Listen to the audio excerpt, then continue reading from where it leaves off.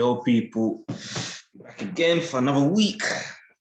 New scene, new scenes, new things happening. Come on, man. You know what to do. The usual is like, comment, subscribe, and share with your people. Let's get the subs up. Let's get the views up. Just spread the word, football heritage to the world and back. You know how it is. But, quite a bit's happened since we last recorded. Obviously, the end of the January transfer window, Afcon, and the FA Cup. So before we get on to Afcon and the Jan transfer review, let's start with the FA Cup. And there was one talking point that I saw.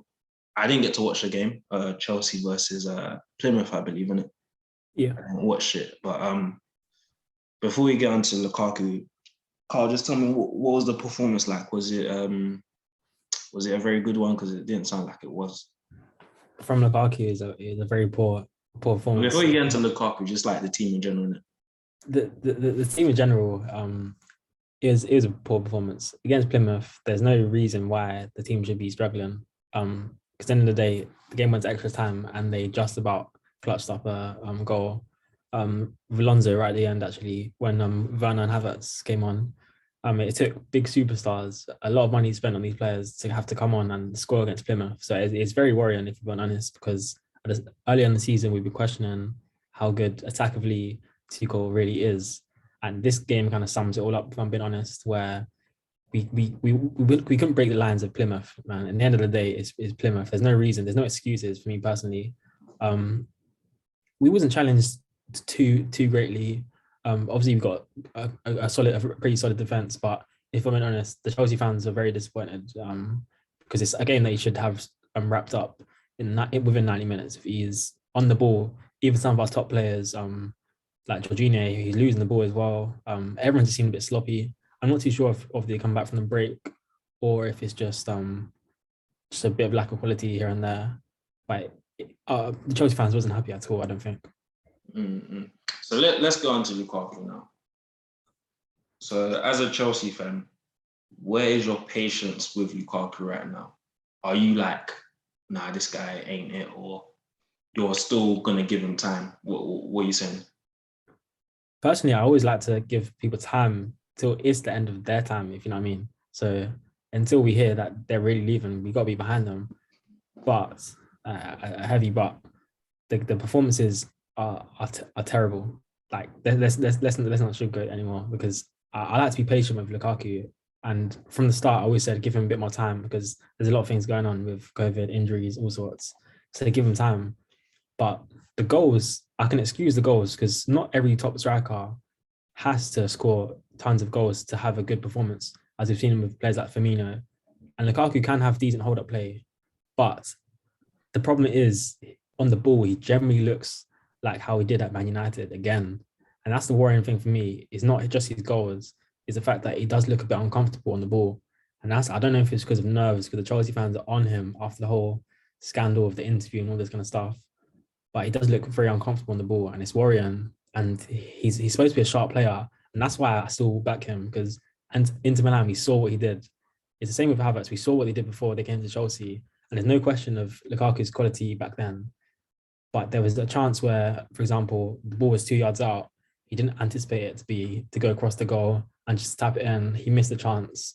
It's just that lack of sharpness, So that's the worrying thing for me.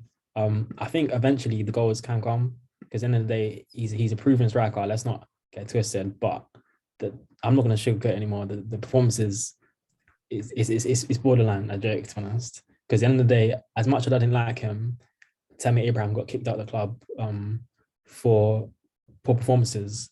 So it does make have the question, the people that was backing Tammy Abraham at the time, maybe were they right? Who knows? Yeah, so that's my opinion. Tammy got so disrespected at Chelsea. That's the thing. And I'll be honest, I was maybe one of those guys, I was like, maybe he's not the guy to lead us to Premier League trophy. But at the end of the day, he was scoring a lot of goals. That's the thing. I don't know. My take with Lukaku is just, obviously the guy, he's not confident right now. You can tell with his performances. And then because of that, you're seeing more of his technical deficiencies, like unsure even more because he's lacking confidence. And of course, he has his part to play in that, and Tuchel has his part to blame.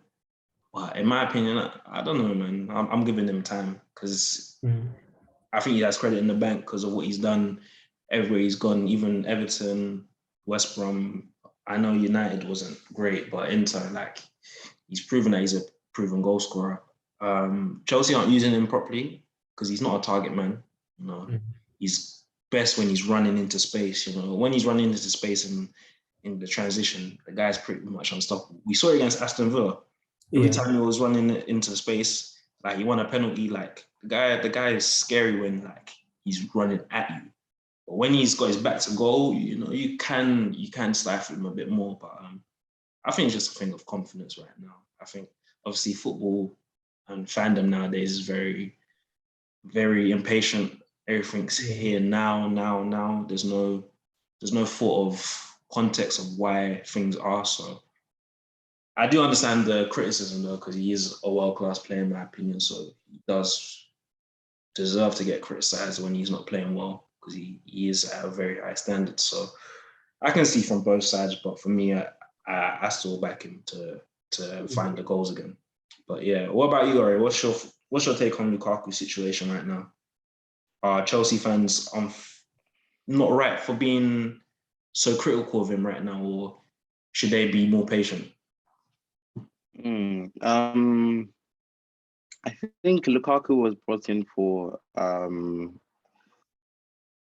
don't want to say a single reason because it just makes it a bit shallow, but one of the major reasons he was brought in was to score goals, because Chelsea did have a problem with that in the previous season. He's not scoring goals, or he's not scoring enough goals.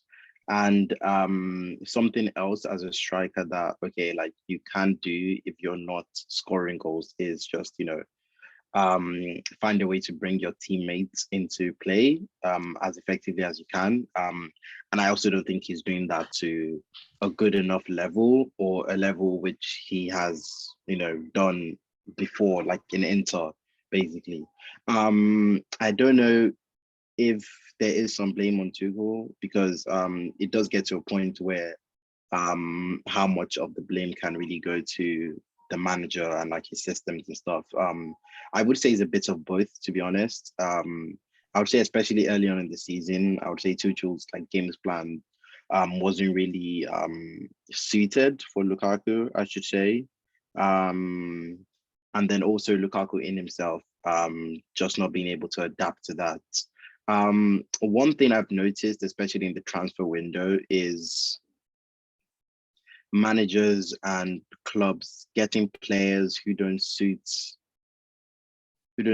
their style of play, or who don't suit you know, what exactly they need at the moment.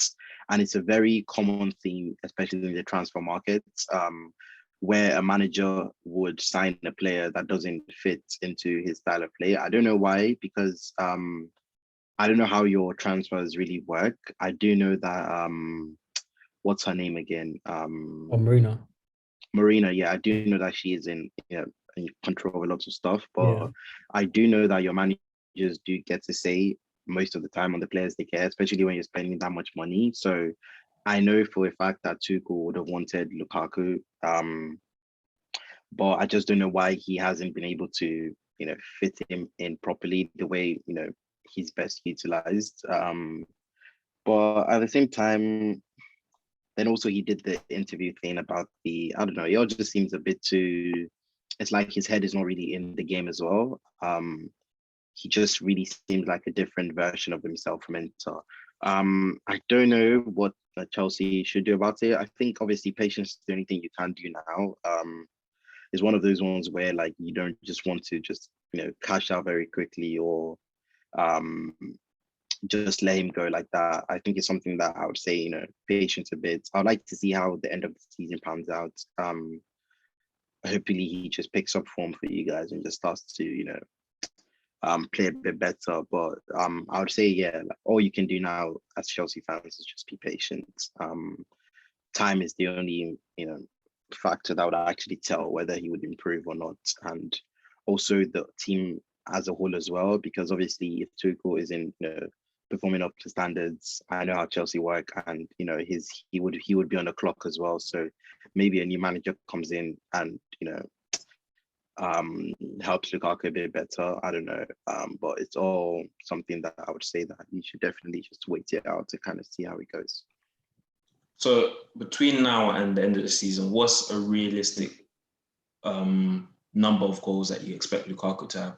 Because I think he's on 5 in all comps, I think. Is that right? Yeah. Yeah. In the league, if he's starting consistently, I think they're about how many games left? I'm sure you're on like 22, maybe. Yeah, 22. Yeah. I feel like 16. So how many games left? 16? Yeah, 16. Yeah. Yeah, in 16 games, he should probably get about 10. That's what I'm thinking. Yeah. Should be about 10. He should probably end the season on at least 15, because those were Lacazette's numbers when he came to Arsenal, and we Arsenal fans, we thought that was even poor to go with. Striker scoring 15, 16 goals in the season is called. Those are Giroud numbers. So if he's not even getting 15 in this season, then yeah, that's a big worry. That's a big worry. But yeah, I'm saying probably about 10 goals in the last 16. And if he scores 10 goals in the last 16, you should, finish in the top 4 comfortably, probably in the top 3 as well, comfortably. Yeah. But yeah, it's those goals that you're really lacking. I think your highest scorer in the league is Mount, is it not? Yeah, like joint Mount and Jorginho. Yeah. Joint Mount, I think Jorginho. Jorginho's all penalties, and Mount scored hat-trick against Norwich or something. So yeah. all the stats are inflated. Yeah, that's just not good enough. I think every other club, or almost every other club's like top scorer, especially around the top 7, has more goals than yours, I think, or Lukaku or something like that. But it's just quite worrying, to be fair. Because when you look at it, so it's like a team like Liverpool now, I think they have about like 3 players in the top 5 or something like that. I think they have about 3 players in the top 5, and it just really shows if Chelsea were scoring a lot, if they had more players scoring a lot more goals, like you guys would be up there, like competing with City even, because you would be, if you had multiple sources of goals. And Lukaku is meant to be one of those major sources, and he's also meant to be that person who also helps the other players score more goals, but he's just not really been in there. But yeah, let's wait to the end, how the end of the season pans out. It's not looking too good, but I mean, he's a good player. Hopefully he picks up, and I mean, everyone knows Lukaku is a good player. It's one of those things that, although people make fun, troll him and stuff like that, but he's a good player, and hopefully he comes through for you guys. But yeah. So yeah, what about you, Carl? What's the realistic number you expect from Lukaku? Yeah, I'd say if it's out of 16 games, you'd look at 10 would be conservative. If we're being honest and harsh, I guess 10 would have to be conservative for he should be hitting that really.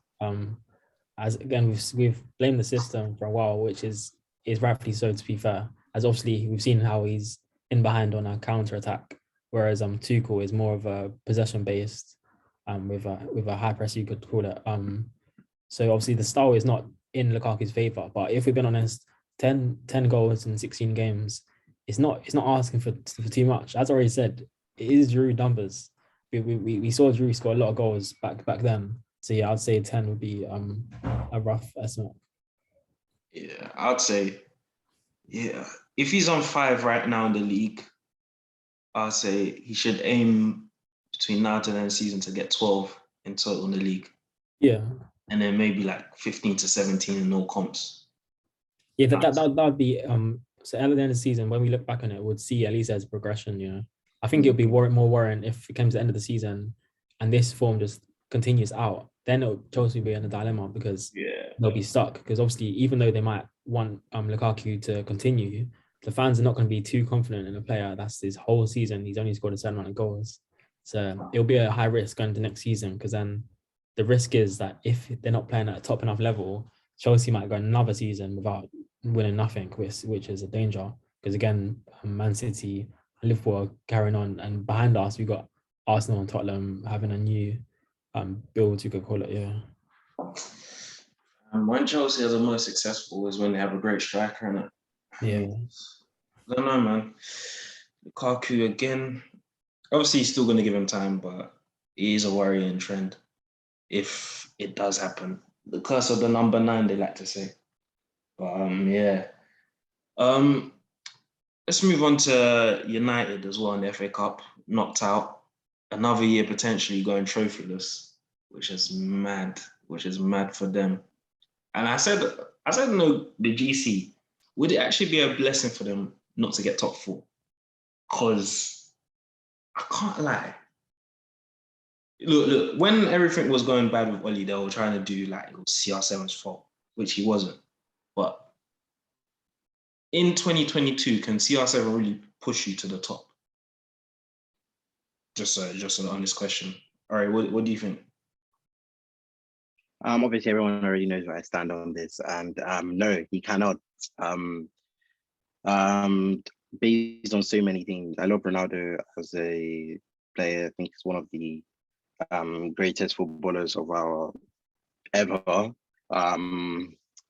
But Ronaldo was a left winger. He became a striker due to the fact that he was not, useful on the wings anymore. Lost a lot of his, should I say, tricks or ability to get back past players in the wide areas, and he just could no longer do that as effectively enough. So he got moved into the middle to become a striker, where his sole purpose was to be at the end of balls and just to put them in the net. Now there are strikers who do that effectively for teams that need them. But a lot of teams today and a lot of football that has been played today, which is modern football, requires strikers who can do a lot more than just put the ball behind the net. These are teams that now you require strikers to drop deep, you require strikers to create space, create chances for their wide players as well. Essentially, you would like a complete striker.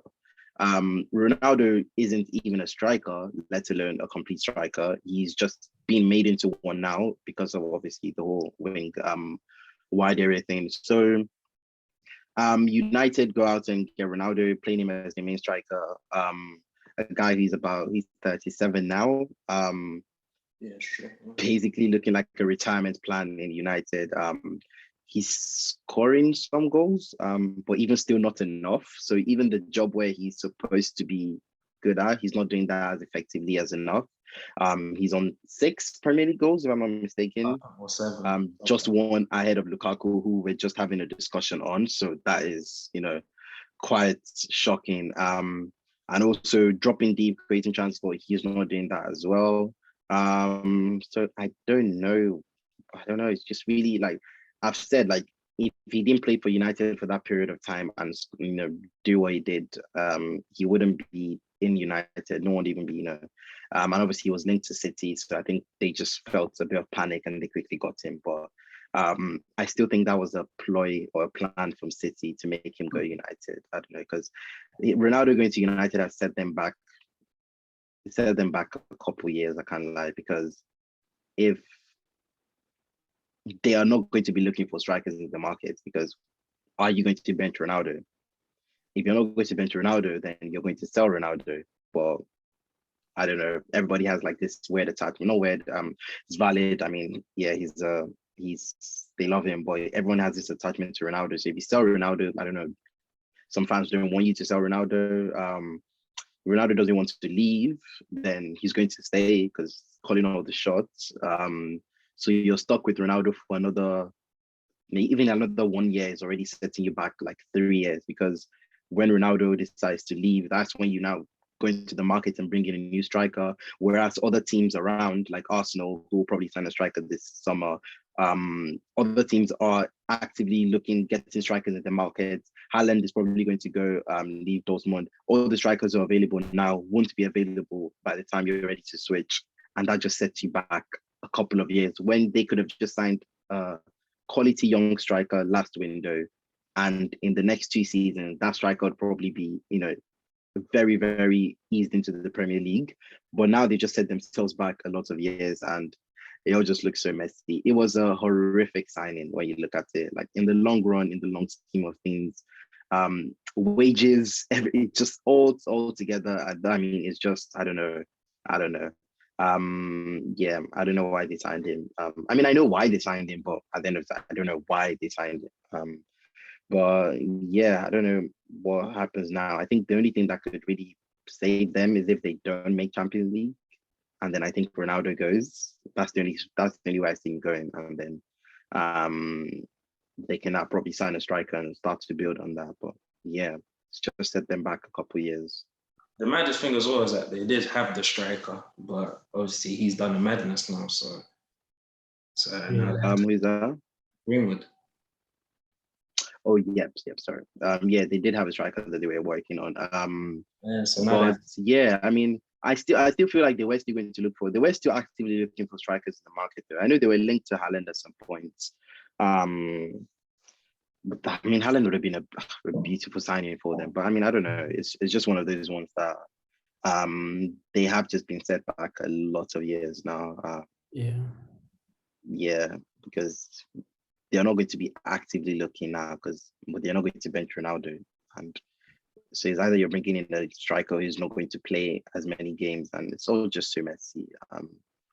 But yeah, let's see how it all pans out for them. What about you, Carl? Do you think United not getting top 4 might actually be a blessing for them in the long run?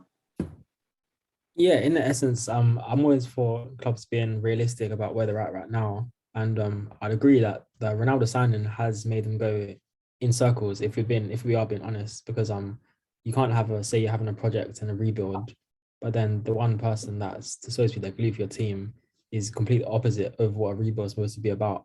So I think it was more of as we've seen, it's of course a commercial signing. It's just a commercial signing for Man United. It's a smart business move, but at the end of the day, the proof is in the pudding, and we've seen at the moment what's going on with Man United. And I'll be honest, at the start of the season, I thought the main benefit of having Ronaldo was that clutch instinct that he does have. That's the only thing that we can probably say.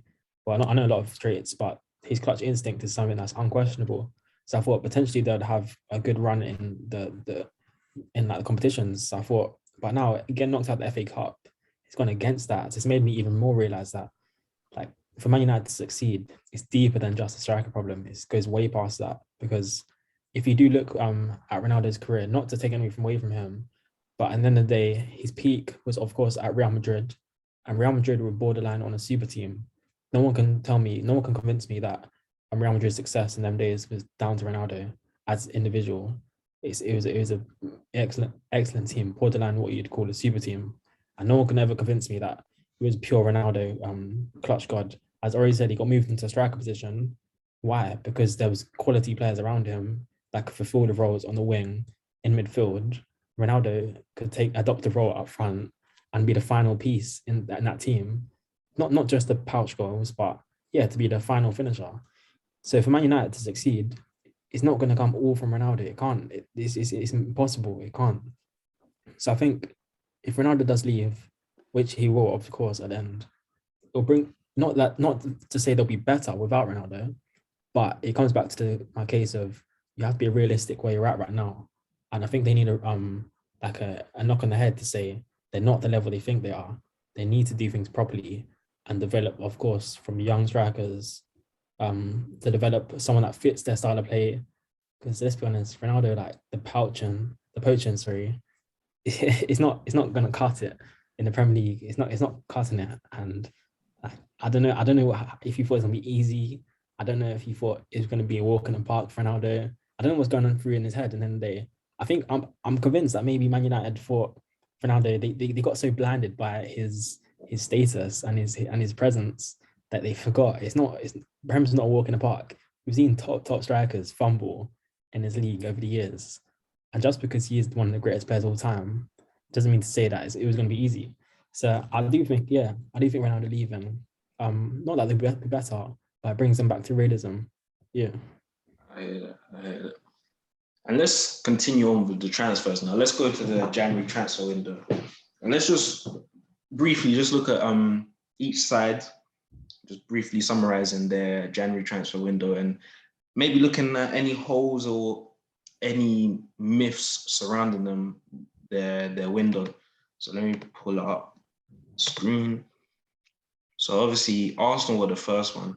Obviously Arsenal had a lot of traction. I feel like Arsenal's thing was very overdone. Like obviously they didn't bring anybody in, but you look at who they took out.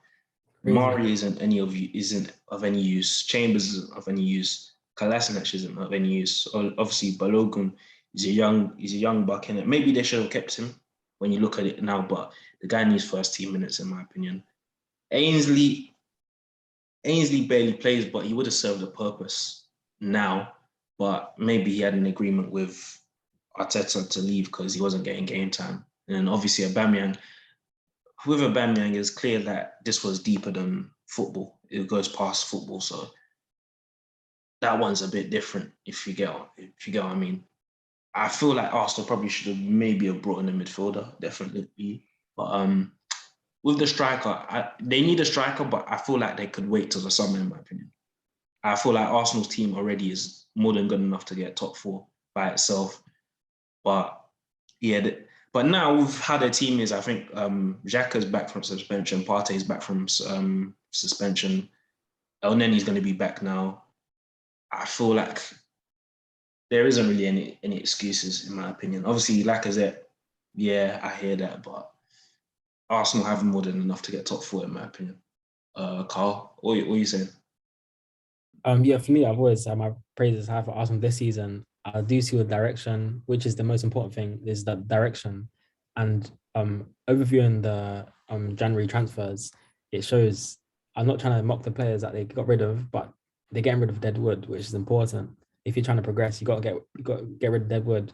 A lot of these players in the team, obviously on loan, for example, Maitland-Niles, you say he serves a purpose, but they know that he's not going to progress the team to that next level, top 4. But he would be a good, he's a good squad player in the day. But players like Kolasinac and Aubameyang, like their form has dipped so heavy, and Chambers, of course, the form dipped so heavy, they're not going to have a good impact on the team. So they are the right things to get rid of these players. And eventually in the summer, I'm guessing that they might have a big spend, who knows? But yeah, no, I think they have to, because they've got rid of these players. It shows the direction. Now they're going to have to go against that and start buying the right players for the system. I don't know, Arteta probably has some people lined up. They've been linked with quite a few players, to be fair.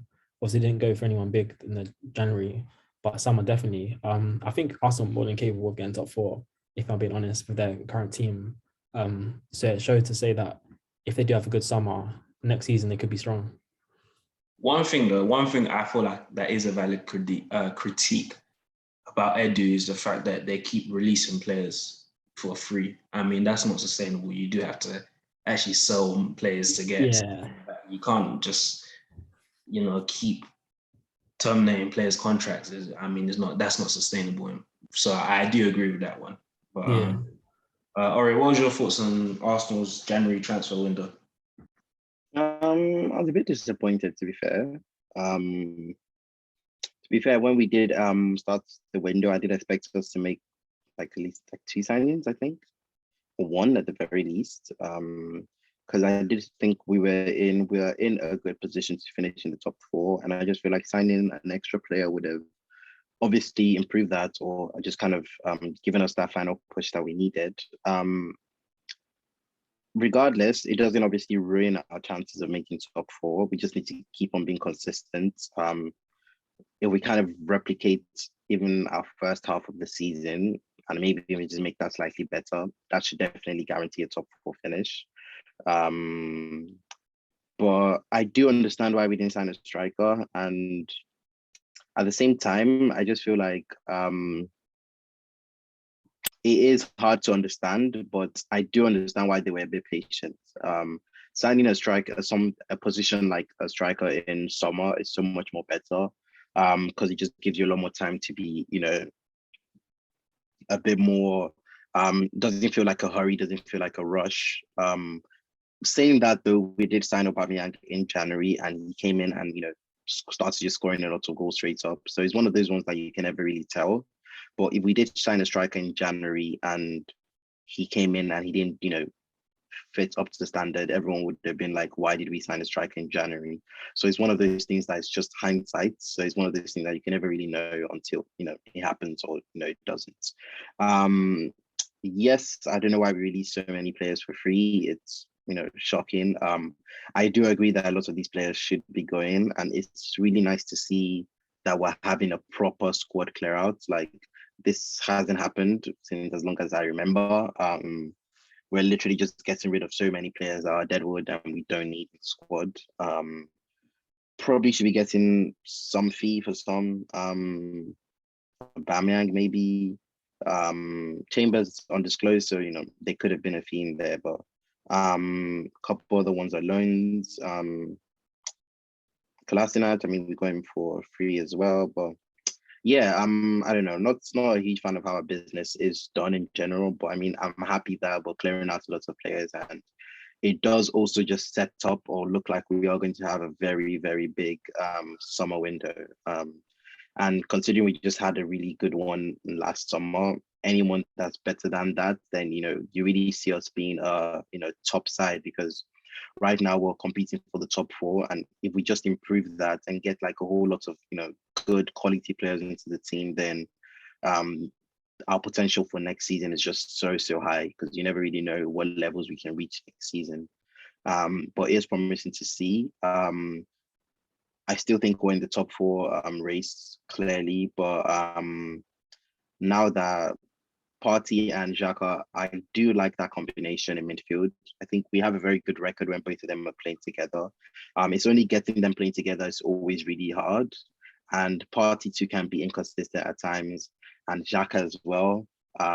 Also very rash player sometimes. Also gets a bit mistreated by the refs, to be honest. But I think both of them, if they can get a good run of games together for like our remaining games this season, we can probably try. If Lacazette can play the way he played against like West Ham and just like filling that false 9 role quite well. We obviously have depth in the wide areas. Pepe is still there as a backup. So yeah, we have a decent squad, group of squad players left. So yeah, it will really be nice for us to push for that final top 4. Although I have prepared myself that if we don't make the top 4, I would be sad, but at the same time, it is very promising to see us, being in that battle. Before the season started, I did expect us to be in the top 4, even though a lot of people didn't, but I expected us to finish 4th. That was my prediction. If we are just, very close to that, we don't quite make it, it's not the end of the world. We have another window, we go for it and we push there. But I really want us to make top 4. I really hope we do. And yeah, let's just see how everything pans out for us. Let's quickly just whiz through these. Are there any in particular that we want to mention? I think Villa's window, it was decent. I don't think it was like amazing. Like Coutinho, I don't know. I haven't watched a lot of Coutinho the last couple of years. Digne, he's decent. Chambers, but yeah. But yeah, is there any other particular teams that you want to focus on? Liverpool bought Diaz. That was quite a big spend in terms of money. Everton have quite a few players, to be fair. Let's go to Liverpool first, and then we'll go back to Everton. So what are you saying about Liverpool, Carl? Yeah, so Diaz, obviously they spent like 50 million on Diaz. Some people heard of him, some people haven't.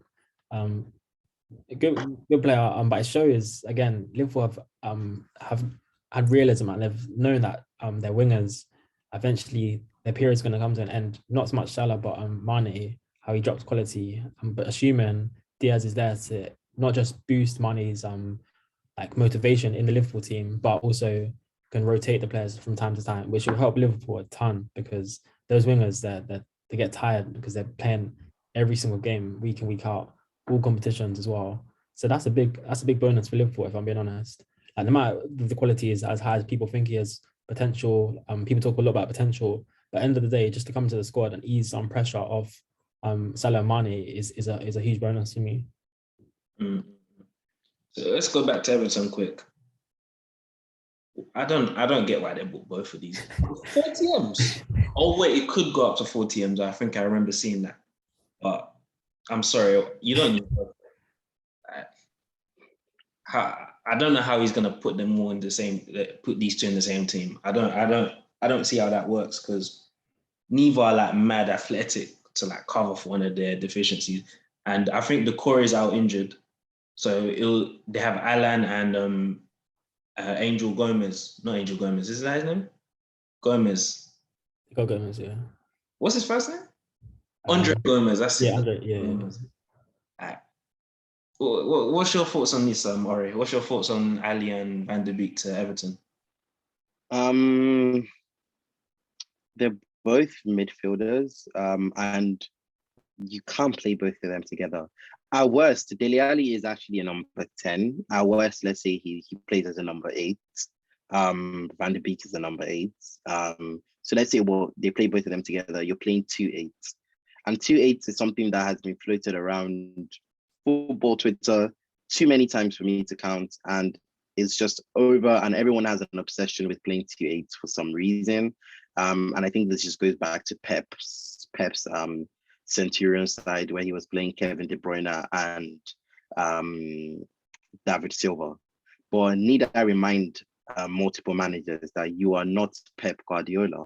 So you cannot sustain 2-8s unless you know what you're doing, basically. And I don't think Lampard knows what he's doing, unless he's not planning on playing them together. But why bring them in, if you're not going to play them together? Especially one is on loan. So the one on loan, you would have to play him because, like you got him on loan. Why would you bring in a loan player to be a squad depth player? And Ali, you've just bought a player who could go up to 40M. So why would you also bench him as well? So, I mean, on paper, he definitely has to play both of them logically. And like, how can you both play, both of them together? Unless he does surprise me and, ends up using 2-8s effectively, but it's such a hard thing to do. And there's so many things involved that you have to consider.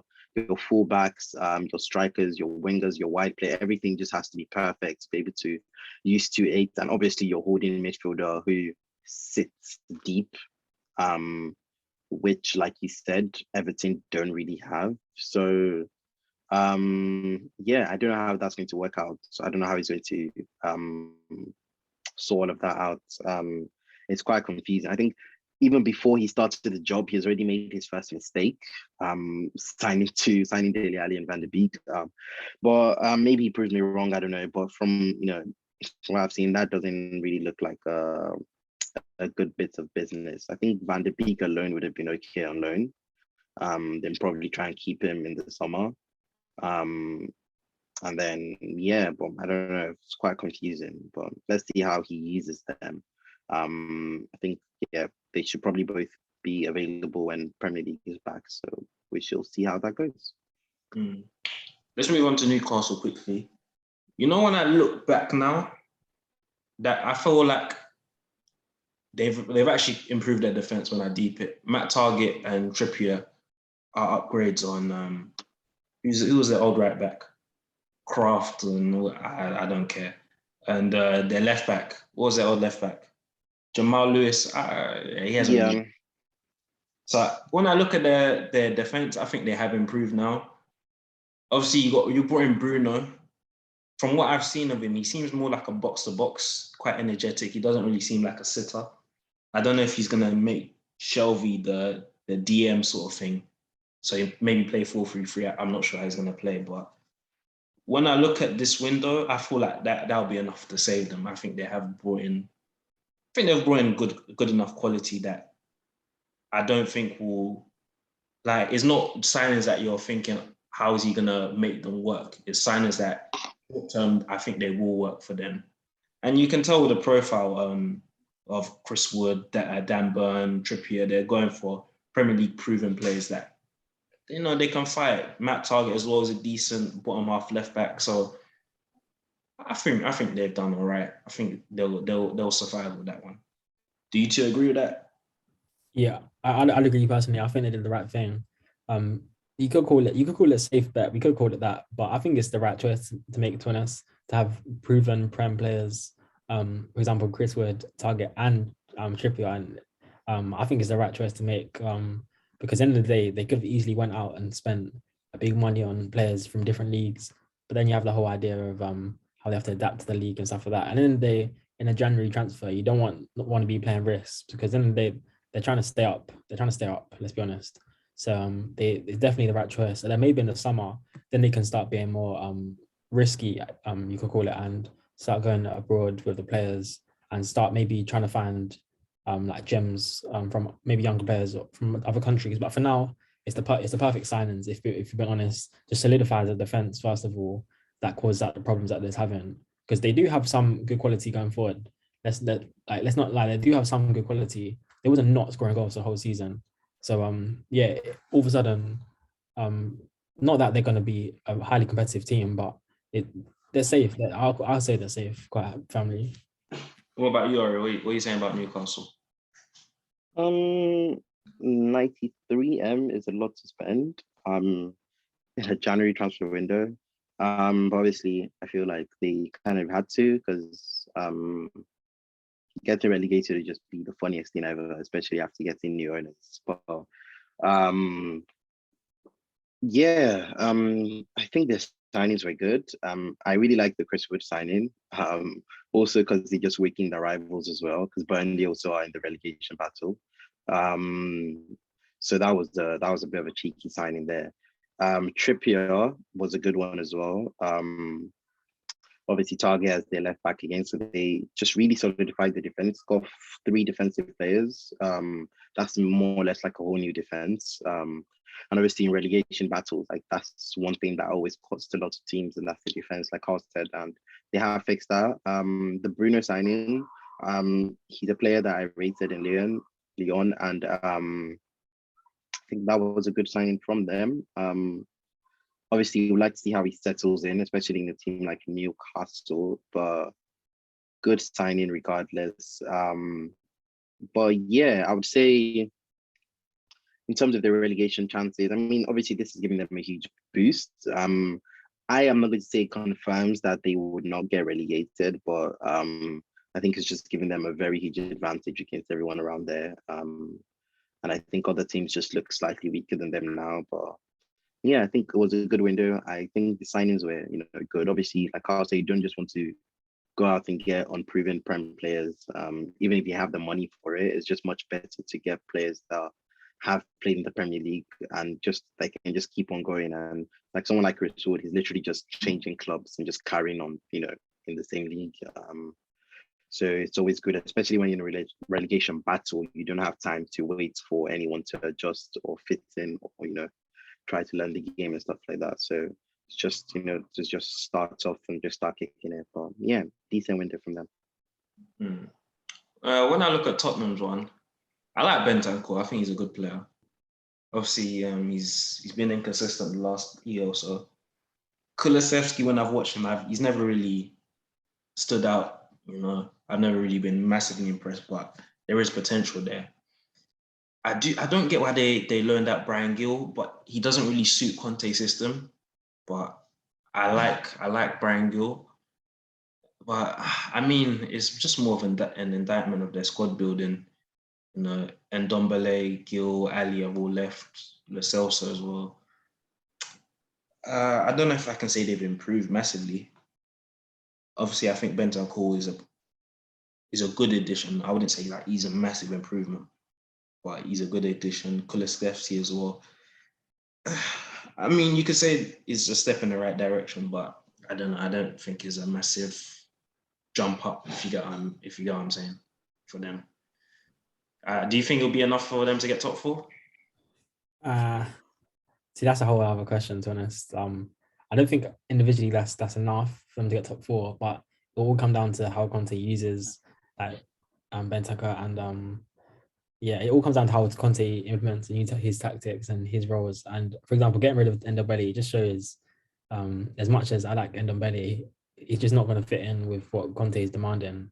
So at least he's not scared to kind of put his status up, like on the plate. You know what I mean?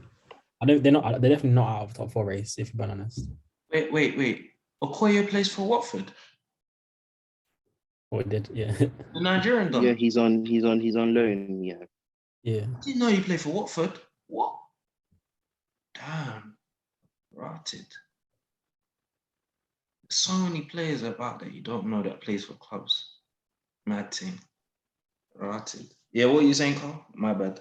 You know, I was literally just saying that it all comes down to Conte's tactics, to be honest, for how he implements his style of play in Tottenham. But they're definitely not out of the top four race. But I don't think you could say that those signings are going to solidify our top four, if you're being honest. What about you, Ori? Do you think the signs are enough for top four? Or? Not really. I do like Kulusevski a lot. But I don't really think, these are signings that kind of solidifies top four. It could give them a bit of a boost. But regardless, I do think they were still in they're still in a very good position to finish in the top four either way. So yeah, but I think the signings were good. But don't really think it solidifies it, but obviously gives them a boost. Yeah. 100%. I hear that. Let's move on to the final topic. Probably the best topic of the week, the Afcon final for 2022 or for the 2021. But Senegal won their first Afcon. Congratulations to them. Congratulations to Mane, Koulibaly, Mendy, all them, man. Let's look at it from a Mane perspective first before we get into Salah. How big do you think Afcon, the winning of Afcon for Mane is for his legacy amongst like the top African players? Would you say? Do you think it really elevates him up a level? Because, bro, he scored the winning penalty for his country. Or do you think he still lags quite far behind Carl? I think it pushes his legacy further, if I'm honest, because it takes a lot to clutch a final penalty and winning penalty, considering the circumstances that he missed in the game. So I think it pushed him ahead a lot, because at the end of the day, no disrespect to Senegal, but it's the first Afcon they've won, So in perspective, it's huge for him, and you can see after the game what it means to these players. It's massive. Like sometimes in England, people don't really realize what it means to these countries. But for example, this is their, like, you can call it, this is their Euros. You know what I mean? So this is their big competition. So it means a lot. And yeah, Mane. I know we've had our criticism of him in the Liverpool team, but at the end of the day, yeah, congratulations to him. It's huge, I think, for his legacy. When we look back, we'll see that he's had that clutch instinct that you need to be seen as a real top player. So he has my respect from that penalty, and he hit that with conviction. That's on the most fearsome penalty I've seen. Let's talk about the penalties. Because Yeah. Ori was saying, what was Ori? Say your point that you were saying. Ori, yeah. Yeah, I said that I don't know why the whole penalty, leaving your best players to the very last one. I don't know why. Although I have seen a lot of logic on Twitter and other places where people say, okay, the players who are better built for like high pressure moments and stuff like that. At the same time, though, it's just one of those ones where, like, even if Salah wasn't going to take first, maybe like just put him halfway through, like the third one or even the fourth one. But the last one, obviously, there is no guarantee that the last player is going to take the penalty, because you never really know how it's going to pan out. And obviously Salah didn't take the pen, and they got knocked out. But yeah, it's one of those things where I don't know, the penalty thing of leaving your best player to take the last one, like, even your best player, there is more pressure on your best player, even because they have a lot more at stake than because people expect more from them. So I don't know, to be fair. The penalty shootouts were the save from Mendy was good. Obviously set up Manny for the goal. And he really, like I'll say, he really did take that with a lot of conviction. Already knew where he was going even before he stepped up, and he just put that into the corner of the net. But yeah, good penalty from Mane, and yeah, sure Salah must be gutted because it feels worse getting knocked out, but also it'll probably feel worse knowing that you didn't even get a chance to even take one. But yeah.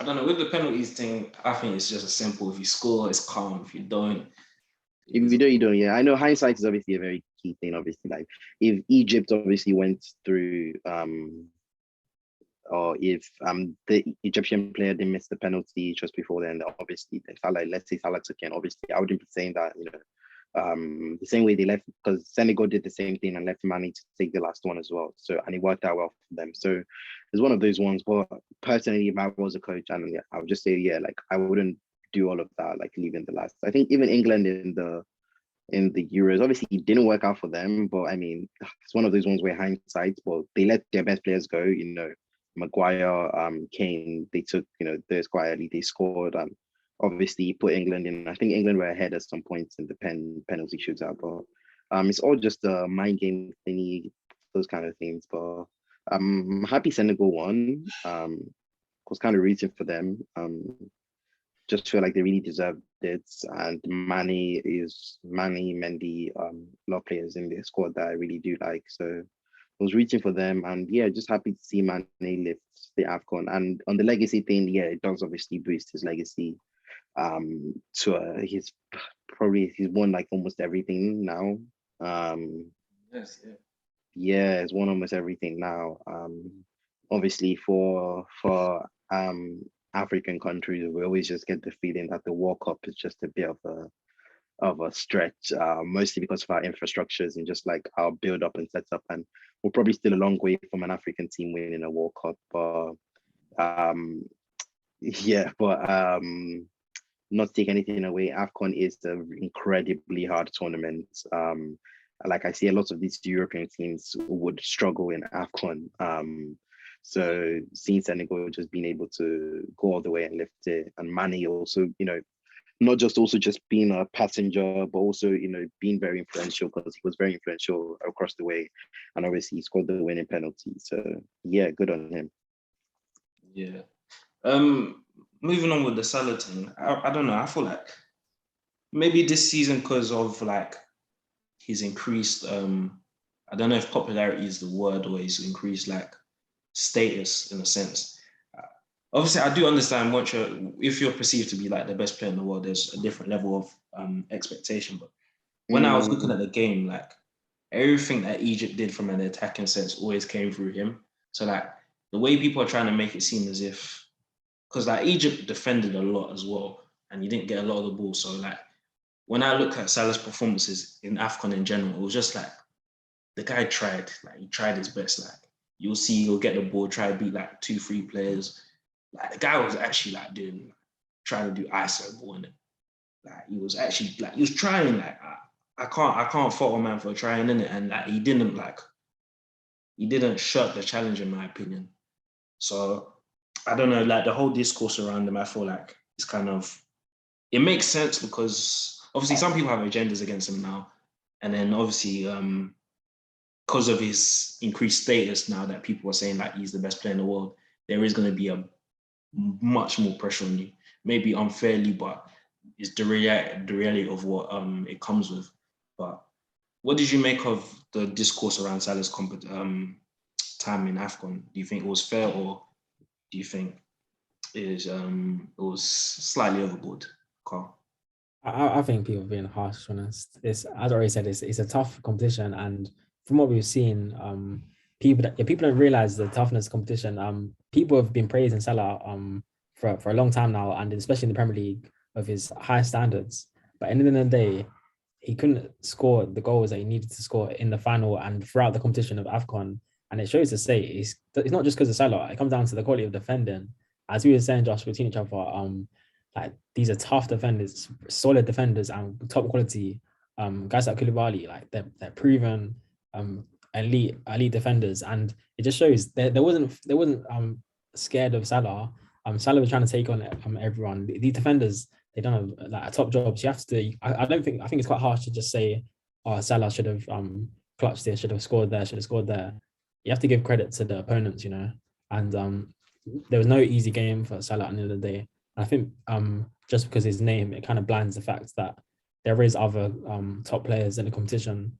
maybe they're not as popular, but they held their weight. And as you saw in Senegal, there's a few players that team that we haven't seen before, we haven't heard of before, but they put in the performance when it was needed. So I think you have to give credit to that opponent. I don't think people should be slandering Salah for anything, to be honest. They'll go again. He's back at Liverpool now, so he has the rest of the season to carry on doing his thing.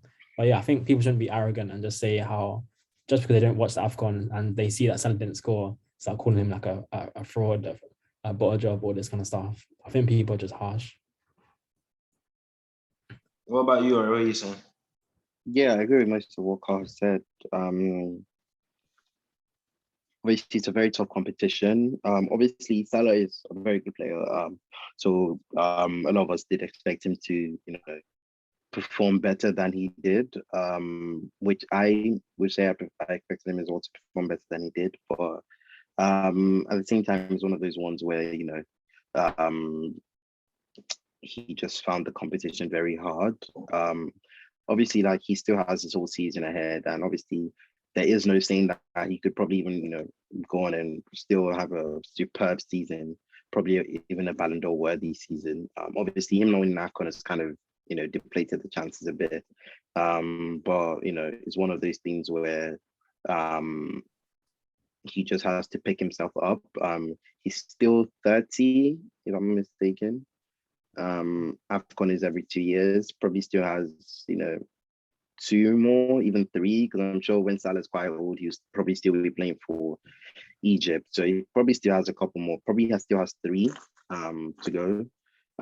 So, he still has a lot of chances to get that trophy. Someone like a Messi as well, he had to wait for so long before he finally lifted a trophy with Argentina, but and he also did find a lot of the competitions hard as well.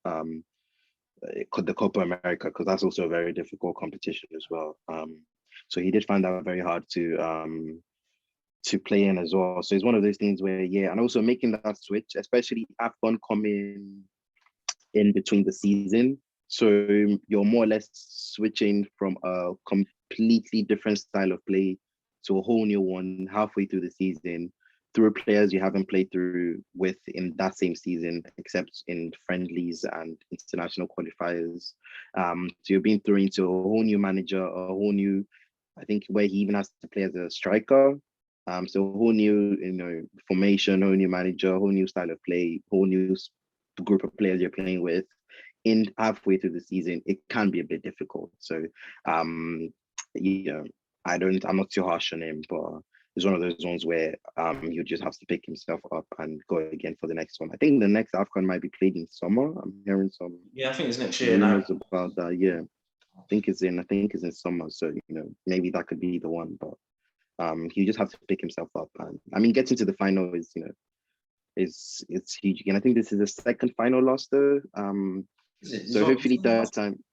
Yeah, he lost the final in 2017, if I'm not mistaken. Yeah. So it's one of those ones where maybe third time lucky, but Mane obviously just proved to be a bit more having that decisiveness over him in this competition. But yeah, credits to Mane, and hopefully Salah can pick himself up and go again. Just talking about Afcon in general, obviously it feels like this time there was a lot more publicity about it compared to other years. I wasn't really impressed by the quality at times, especially in the group stages. I thought like in the knockout rounds, I thought like it did improve the quality of because obviously better sides in it, but I don't know, overall I thought it was kind of not disappointing, but it's kind of wasn't very good in my opinion. And then the preparation for it, because I've seen like the pictures, like I've said in other times, the pictures were so poor. You saw like when players were running, how like they were just cutting the grass. Like it wasn't very good in my opinion. But one thing you do get from Afcon is just entertainment. There were some funny moments. The ref, even the ref in the final as well. It's telling Salah, do you want a ref? That it's funny, isn't it? But with African football, there's still a lot of improvements needed in order to really push forward. Because Yaya was saying how there's only like 5 spots. And I know people have been talking about it, but even then, like, even if you increase the amount of African teams in the World Cup, it still wouldn't make a massive difference because the general quality isn't still incredibly high. I think it's at a decent level, but for what Africa has and what it could possess, there's still levels to go in it. So I feel like in the popularity sense is a good step forward for Afcon, like getting more traction, but in terms of quality, yeah, still lagging a bit behind in my opinion. But any observations that you got from Afcon? Anything that you want to mention? Afcon is a very unique tournament. Always said this. It's one of those ones where on the surface level, like watching it, you know, everyone always does say that the quality does seem a bit not up to standard. Playing in it is just a very different scenario. So it's one of those tournaments that you can't really over criticize or over analyze for some reason. But I do agree that I did see a lot of defending that was just really not up to standard. But a lot of times you have all these players, a lot of them aren't, you know, exposed to some certain infrastructures or some certain techniques, styles, you know, a lot of things that are even technology as well, that a lot of, you know, European teams and European countries use. A lot of these African countries aren't, you know, able to gain access to them. So it's one of those things where I can't be too harsh on them. But at the same time, you do expect, I think this is more or less an awareness. I feel every single AFCON is more or less an awareness that there needs to be a lot more done in African football in general. And I think this has shown people again that, yeah, there's still a lot more that we can do to improve that level of infrastructure and stuff like that. But for what they're, you know, what they have available to them, most of them, and for how, you know, it's still a good tournament to, you know, push through and, you know, see come to life and everything. So I feel kudos to all of them involved still. But yeah, I mean, we still have a long way to go in terms of getting to the very high level of, you know, entertaining football, and also very high level of quality that's being played. But yeah, I would just like to see it improve and get better. But we're still a good enough competition, and hopefully the next one and the next one after that just keeps on getting better. But yeah, 100%, man. Perfectly summed up. Oh yeah, special kudos to like Equatorial Guinea and like Comoros as well. Obviously, they did their thing, so big them up. I think there was other countries as well, but I can't remember them all. But yeah, I think that's it, guys. You know the usuals: like, comment, subscribe, share with your people. Hopefully next week we'll have a full gang around. You know, Premier League will be back as well, so there'll be a lot more to talk about. Champs is coming as well. Champions League is coming, so the content's going to be back. It's going to be flowing again like usual. And if you love the content, make sure you share with your people and hit the like button. You know the one's there. But till then, people, stay blessed. Peace.